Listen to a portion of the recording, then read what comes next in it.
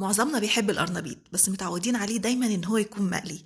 ايه رأيكم بقى ننسى الآلية ونجرب القرنبيط بطرق تانية مختلفة؟ هتبقى اخف كتير من المقلية وكمان ممكن تعجب ناس تانية ما بتحبش المقلي. بس ما تنسوش لو عجبكم الفيديو تعملوا له لايك وشير عشان يوصل لأكبر عدد من الناس. اول حاجة هنعملها ان احنا هنسلق القرنبيط. هنحط مية في الحلة على النار تغلي لغاية ما نقطع القرنبيط. انا هقطع القرنبيط حتت تكون كبيرة شوية عشان مش عايزاها تتهري بسهولة وهي بتتسلق. في الوقت ده اللي احنا بنقطع فيه هتكون المية غليت. انا القرنبيطة دي بعد التقطيع كده كانت عاملة معايا كيلو وربع. مهم قبل ما نحطها في الحل عشان تتسلق ان احنا نشطفها او نديها يعني غسلة كده سريعة عشان لو فيها اي تراب او اي شوايب تروح منها. المية غلت هنضيف عليها معلقة من الملح ونص معلقة من الكمون، والكمون مهم جدا في السلق بتاع القرنبيط. هنضيف كل الكمية اللي معانا من القرنبيط ونسيبها كده تقريبا حوالي 10 دقايق وبعد كده نتابع السوا بتاعها. طبعا الوقت بيختلف حسب التقطيع بتاعة القرنبيط، فمش هقدر احدد وقت معين للتسوية، بس عشان تعرفي انها استوت ولا لا اول ما بتطلعيها كده وتضغطي على الحتة اللي فوق دي، اول ما تلاقيها اتهرست كده او بقت طرية تحت ايدك يبقى كده استوت، تطلعيها على طول. ولازم تطلعيها في مصفى، ما تسيبيهاش في المية السخنة. عشان نعمل اول طريقة معانا هنحتاج نعمل بشاميل. معانا معلقتين كبار من السمنة او الزبدة ونضيف عليهم معلقة زيت وعليهم كمان معلقتين كبار من الدقيق. هنقلبهم مع بعض كده بتاع دقيقتين 3 لغاية ما الدقيق ما يستوي، وهنضيف عليه كوبايتين ونص من اللبن وهنقلبهم كويس قوي لغاية ما يبدأ يغلي. اول ما يبدأ يغلي هنضيف عليه الملح والفلفل الاسود ونتأكد ان البشاميل حيق كويس جدا، لان الطعم بتاع الوصفه بتاعتنا هيبقى متاخد كله من طعم البشاميل، فلازم نكون خادمينها كويس. لو عندنا قشطه كده بتاعت وش اللبن ممكن نضيف معلقه، هيبقى حلو جدا. والبشاميل ده بيبقى اخف شويه من البشاميل بتاع المكرونه. بعد كده هنجيب القرنبيط ونقطعه كده حتت تكون مش صغيره قوي ومش كبيره قوي زي ما انتوا شايفين كده، عشان انا مش عايزاها تبقى كبيره قوي وانا بحطها في الصينيه. جبت صينيه مقاس 26 وهضيف طبقه كده من القرنبيط في ارضيه الصينيه لغايه ما تغطيها كلها. يفضل كمان لو كانت الصينية تكون الحواف بتاعتها أعلى من كده شوية عشان البشاميل ما يطلعش من بره منها، لأن وأنا حطها في الفرن طلعت لبره شوية. بعد كده بحط عليها كمية من البشاميل كويسة جدا لغاية ما تغطيها بالشكل ده، ومن فوق هرش عليها رشة من الموتزاريلا.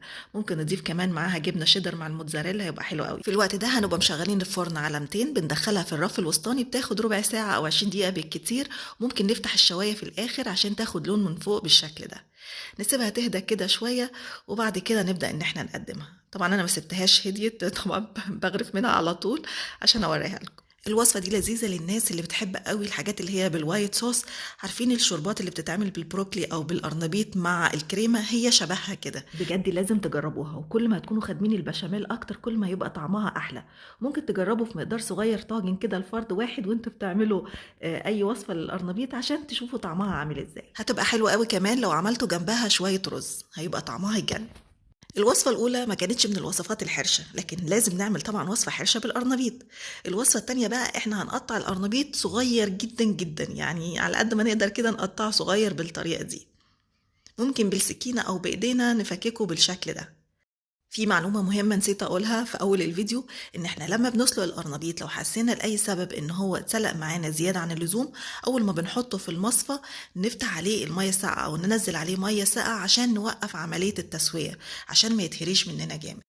بعد ما قطعنا كل القرنبيط هنجيب طاسة نحط فيها معلقتين من الزيت ونضيف عليها بصلاية تكون متوسطة كده، نكون مقطعينها مكعبات صغيرة.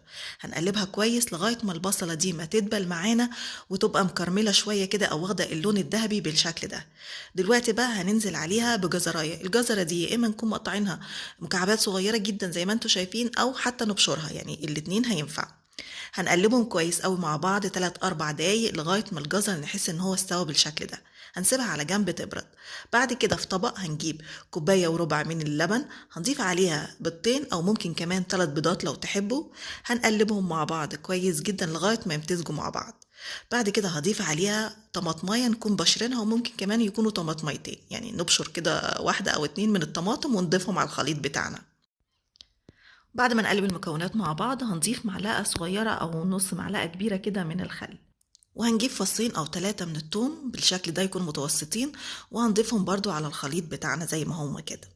والخضرة بتاعتنا نص كوباية من الكزبرة الخضراء والشبت، وممكن تزودوا أكتر لو تحبوا، يعني الخضرة دي حسب انتوا مزاجكوا أو ذوقكوا الشخصي. بعد كده هنضيف الخليط بتاع البصل والجزر بعد ما يكون بارد تماما. وبعد ما نقلب كل المكونات كده مع بعض هنضيف الدقيق.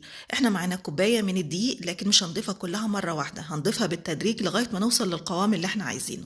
وده طبعا بيرجع لنوع الدقيق، وبيرجع كمان لحجم البيض اللي احنا مستخدمين 2 أو 3، فده اللي بيفرق في كمية الدقيق. انا عن نفسي احتجت كل كوباية الدقيق اللي هي 125 جرام. بعد كده هنضيف كل التوابل بتاعتنا، معلقة صغيرة من الكمون، معلقة من الكزبرة الناشفة، كمان حوالي نص معلقة كده أو ربع معلقة من الفلفل الأسود، وطبعا معلقة صغيرة من البابريكا، وضفت كمان معلقة صغيرة من الملح.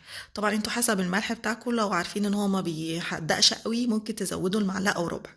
هنقلب بقى كل المكونات مع بعض، وده القوام اللي احنا عايزينه. وطبعا لو ما عندكوش مشكلة مع الشطة ضيفوا نص معلقة كده من الشطة، بيديها طعم حلو قوي. بعد كده هنضيف معلقة صغيرة من البيكنج باودر، وكمان معلقتين كبار من الزيت. هنقلب بقى كل المكونات مع بعض، وهو ده القوام اللي احنا عايزينه للخليط بتاعنا. وبعد كده هنضيف عليه كمية القرنبيط اللي احنا كنا مقطعينها صغير، وعلى فكرة ممكن تقطعوها اصغر من كده كمان. القوام بتاع الخليط بتاعنا كده كويس جدا، لو حسيتوه اتقل من كده ممكن تضيفوا شوية لبن، لو حسيتوه خفيف عن كده ضيفوا شوية من الدقيق. جبت بقى صينية مقاس 25 في 35 ودهنتها بالزيت كويس كده، وبعد كده ضفت فيها كل المقدار بتاع الخليط اللي احنا كنا محضرينه. الصينية دي مناسبة قوي للمقدار اللي انا عاملاه، لان انا مش عايزاها تبقى مرتفعة قوي. كل ما هيكون ارتفاعها بكتير وكده حوالي 1 سنتي، بتبقى واخدة لون كده من فوق ومن تحت، فبيبقى طعمها احلى بكتير. نسوي بقى الخليط كويس جدا في الصينية بالشكل ده. في الوقت ده احنا هنكون مشغلين الفرن على 200. بندخل الصينية في الرف الوسطاني، بتاخد تقريبا حوالي 30 دقيقة، ممكن يقل 5 دقايق يزيد 5 دقايق، ده طبعا بيرجع حسب نوع الفرن. بس احنا من اول 20 دقيقة بنبدأ نتابعها لغاية ما بتاخد لون حلو قوي من تحت ومن الجناب. وممكن في الاخر نفتح عليها الشواية عشان تاخد لون كمان من فوق. وممكن كمان نطلعها ونحط عليها شوية من الجبنة الموتزاريلا وندخلها، وتاخد طبقة كده من الجبنة من فوق لو تحبوا، بس يعني هي كده حلوة جدا ومش محتاجة حاجة. سبتها ارتاحت كده حوالي 5 دقايق ورحت مقطعها بالشكل ده. شايفين هو ده الارتفاع اللي احنا عايزينه، يعني مش عايزاها سميكة عن كده. الوصفة دي بقى لذيذة جدا جدا جدا، الناس اللي بتحب القرنبيط المقلي هتحب الوصفة دي جدا، لان الطعم بتاعها قريب منها كده، حرش زيها بالظبط.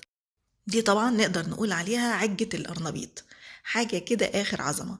وعشان طبعا مش مقلية فهي صحية أكتر، وممكن نخليها صحية أكتر وأكتر لو بدلنا كوباية الدقيق بكوباية من دقيق الحبة الكاملة أو من دقيق الشوفان. الاتنين ينفع إن احنا نستخدمهم. ممكن ناكلها كده بالمعلقة جنبها شوية سلطة حلوين.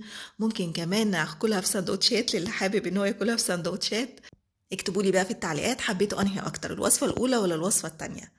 وبالهنا والشفا مقدما لكل اللي هيجرب الوصفات دي، واشوفكم على خير الفيديو الجاي.